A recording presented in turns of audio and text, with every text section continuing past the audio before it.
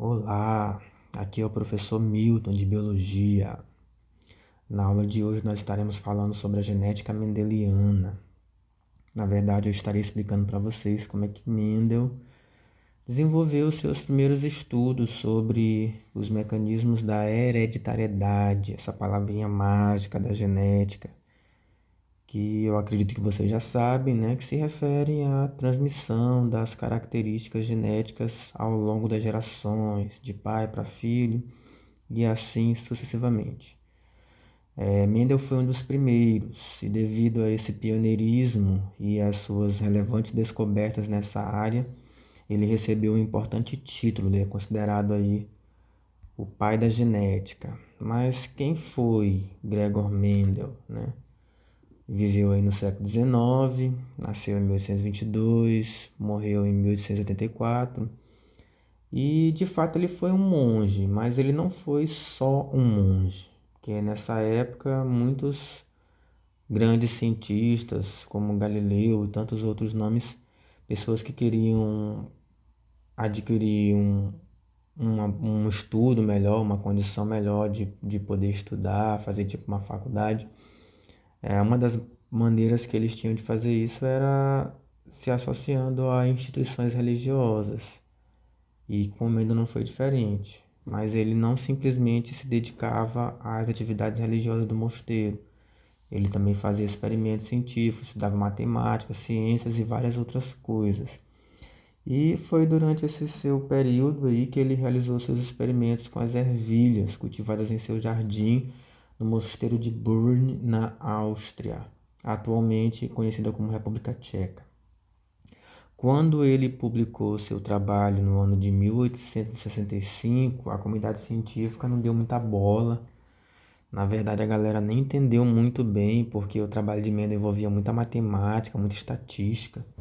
Foram duas áreas que influenciaram bastante seus trabalhos. E esse negócio de azão, azinho, A grande, A pequena, a galera não entendeu muito. E também pelo fato de que anos antes, no ano de 1859, Charles Darwin havia publicado seu trabalho, A Origem das Espécies. Então a comunidade científica ainda estava, de certa forma, deslumbrada aí com a teoria da seleção natural que foi publicada por Darwin.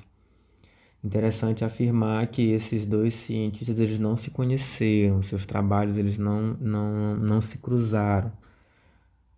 Foi necessário quase 40 anos para que os trabalhos de Mendel fossem redescobertos e assim pudessem influenciar significativamente, né, os conceitos, o conhecimento que nós temos hoje sobre a evolução das espécies, a origem das espécies.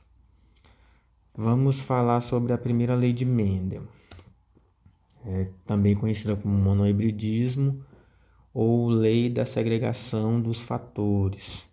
Mas para a gente entender, né, como foi que Mendel chegou aos seus resultados, né, as explicações que ele deu, a gente precisa também entender o objeto de estudo de Mendel, a planta, a ervilha, né? Então, todo mundo sabe que as plantas são seres vivos, assim como os animais, assim como as bactérias, como os fungos. Como sendo seres vivos, eles são formados por células. As suas células têm as mesmas estruturas básicas de qualquer célula, membrana, citoplasma, núcleo.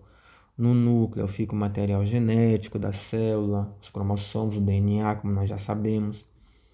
E é importante frisar que a planta, ela também tem sexo, assim como os animais têm macho e fêmea, a planta também. E a flor é o seu órgão sexual. Algumas plantas, algumas espécies têm flores dioicas, né, que os sexos são separados, a flor macho e a flor fêmea, mas a ervilha, no caso a ervilha de cheiro, a Pisum sativum, a espécie, ela tem flores monóicas, flores hermafroditas, ou seja, uma única flor tem os dois sexos. Então observa que um único indivíduo, uma única planta pode ter várias flores e essa flor ela vai ter os dois sexos. A polinização consiste no transporte ou transferência do grão de pólen de uma flor para outra. O grão de pólen, você sabe que é aquele pozinho amarelo que as flores deixam cair, o vento leva, os agentes polinizadores, que pode ser o vento, pode ser um inseto, pode ser a água. E à medida que esses grãos de pólen vão sendo transportados de uma flor para outra, né? Ocorre a polinização e a reprodução, é como esses organismos se reproduzem. No caso da ervilha, a flor, após ter sido fecundada, ela vai gerar um fruto, que é a vagem. O fruto, ele é resultante do ovário fecundado. A parte da flor que dá origem ao fruto, a vagem, é o ovário. E a ervilha, que é a semente, fica dentro da vagem, ela é proveniente dos óvulos fecundados. Os óvulos ficam dentro do ovário. Os óvulos são os gametas femininos e o grão de pólen carrega o núcleo masculino. E essas sementes, ao caírem no solo, germinarem, vão dar origem a novos indivíduos. Aqui nós temos um detalhe mais específico da estrutura da flor, das flores dessa planta, né? Onde você percebe aí as pétalas, que são essas estruturas geralmente coloridas e cheirosas, cuja função é atrair os agentes polinizadores. As sépalas, que são essas partes verdes que protegem as pétalas. E as estruturas dos órgãos sexuais, que estão em mais detalhes aqui no canto superior direito. O pistilo, também chamado de gineceu, é a parte feminina, e essas anteninhas amarelas, os estames, em conjunto, são chamadas de androceu, que é a parte masculina. Então a gente consegue perceber aqui, por exemplo, nas pontas dos estames, nós temos as anteras, que são delas que saem os grãos de pólen, que contêm os gametas masculinos.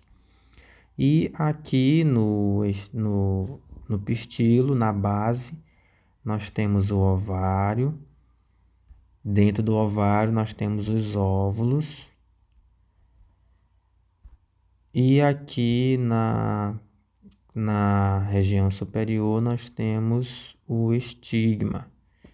O estigma é a abertura do pistilo. É nessa abertura que o grão de pólen tem que cair. Do grão de pólen será gerado o tubo polínico, que vai carregar o núcleo masculino para dentro do ovário e fecundar os óvulos.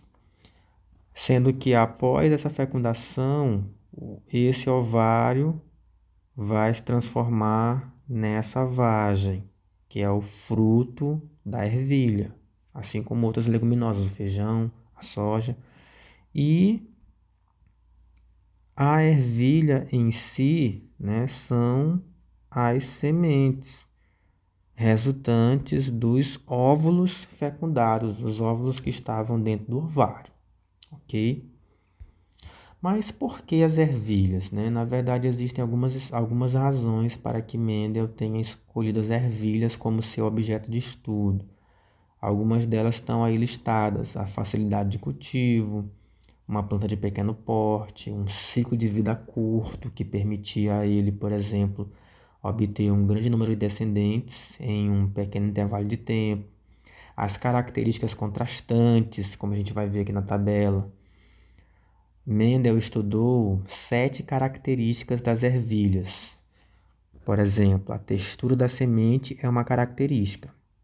E essa característica tem 2 variações contrastantes, perceptíveis, facilmente identificáveis, que é a semente lisa e a semente rugosa, que parece uma bola de papel amassada, parece um maracujá, né, como dizem.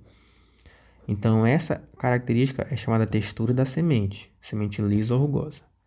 Outra característica, a cor da semente. Independente de ser lisa ou rugosa, a semente pode ser verde ou amarela. São 2 características diferentes. A cor das pétalas das flores, que podem ser brancas ou púrpuras, que é uma espécie de lilás. A forma da vagem, que pode ser lisa ou ondulada, também chamada de inflada. A cor da vagem, que pode ser verde ou amarela.